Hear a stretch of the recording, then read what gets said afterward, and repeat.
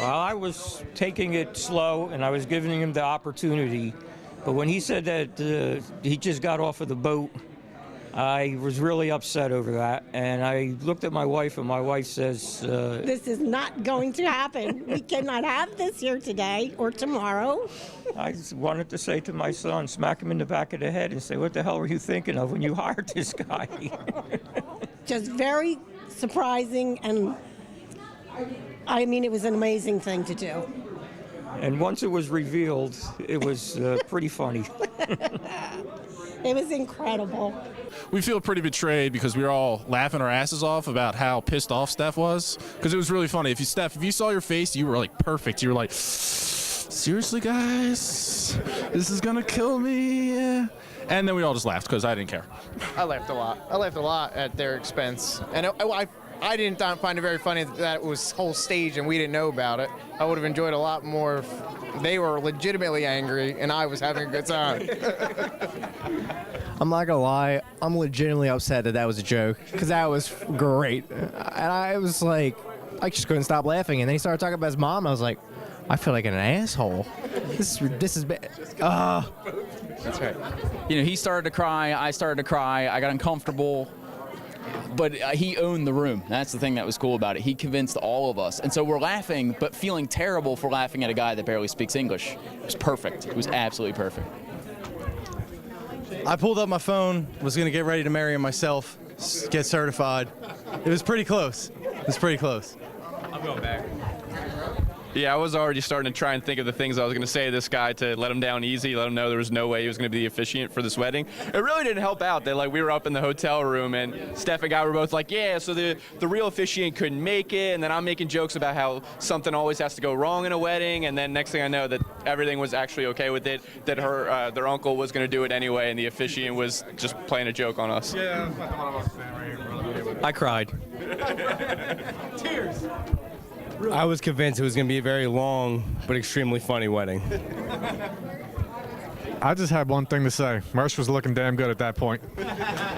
Completely shocked. We were all like, Steph's gonna have a panic attack right here in front of us tonight. Imagine what it's gonna be like tomorrow. But it was very, very to the heart when she said that Mike was gonna marry her. I'm gonna cry again. Completely shocked and fell out of my seat. I thought, never mind, we'll just sleep here tonight because we will be here all day long.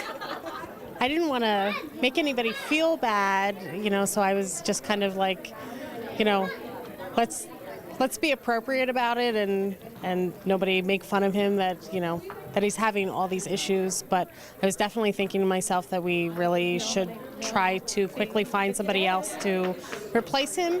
And I thought my mom was going to die. I really thought she was going to have a big problem with this. But then when I found out that my brother-in-law was going to, participate in the ceremony, it was really nice. So, yeah, congratulations. So I knew that Mike was doing the ceremony originally. I did not know about the little prank that Steph and Guy had planned. I looked at Guy and Steph had like a death grip on Guy's hand. And I just looked at her, I was like, breathe. And then they, did the whole prank. It was definitely very shocking and funny to see. Okay. I was aware that Guy was going to be the officiant. Also, I was aware of the prank, but it was great to watch everybody's expression, especially Guy's mom. She was fantastic. It was the best. Good job, guys. Congratulations, Steph and Guy. We actually came to Allentown Brew Works for a bridal show when we first got engaged, and we met John Wyrick, and we became friends with him very quickly, actually. And from there, he kind of guided us throughout this entire journey. And he made us meet Reverend Pun and Kevin with the DJ group, and everything has been fantastic and very, very easy to work with. And we couldn't be more happy, and tonight was just the pinnacle of that. And to just be able to play a prank on everybody, to get everybody together and laughing and a little nervous, it was well worth the 2-year wait. So we knew we kind of wanted to prank everybody from the start, right from watching the videos online, we just saw them and said, we got to do this to our guests.